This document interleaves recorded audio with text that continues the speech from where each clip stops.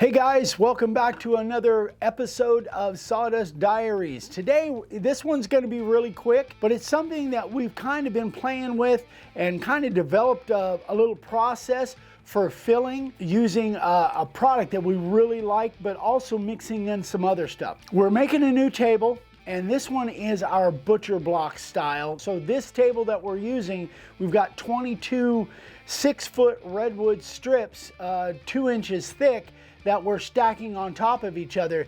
The problem with doing that is if you don't get enough glue in there on your joints, then you're gonna end up with gaps, and that's what happened here. We're using a kind of a new system, that clamp companion system, which we love, but we've got to upgrade and kind of figure out a better gluing system.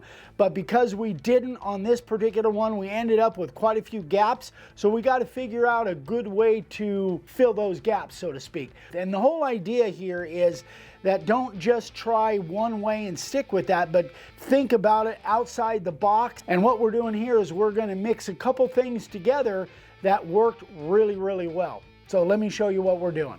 So what we've got here is this wood filler that I really like. I love the consistency of this.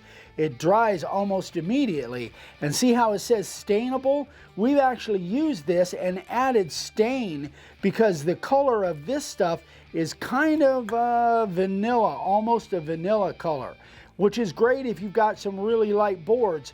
But if you've got darker areas, then it allows you to mix stain in there. But what we're gonna do is we're not gonna mix stain.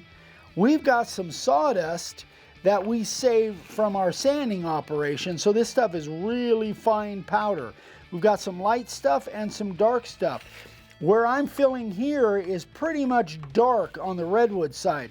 So what we're gonna do is we're just gonna mix this filler with some darker sawdust. Now this stuff, it actually dries pretty fast, so you can't waste too much time with this stuff. So here's some of our gaps that the glue didn't quite have enough squeeze out. Just using a regular putty knife. And as you can see, this stuff dries pretty fast, so you gotta move pretty quick with it. But it does stay pliable for a while. So now if I was in a lighter area of the board, then I'd probably use that fine light colored sawdust.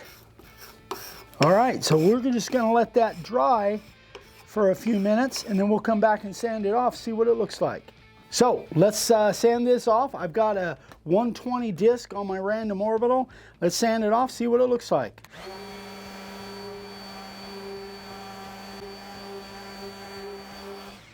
Okay guys, so here's where the gaps were. They were kind of in these seams along in here, and they completely look like they're completely filled. And I think that's gonna, once the finish is on there, I think that thing is gonna blend just the way it is right now. I like it. It looks good to me. So like I mentioned, guys, this was gonna be a short one. It's just a tip. So if I can give you one piece of advice when it comes to this is keep your mind open and, you know, mix some of the things that you have together. Don't just think of one product by itself not working with other stuff. You know, glue and sawdust works really well. I like this a little bit better from a standpoint of it dries like immediately. Literally, there was only about 4 minutes before we started sanding that.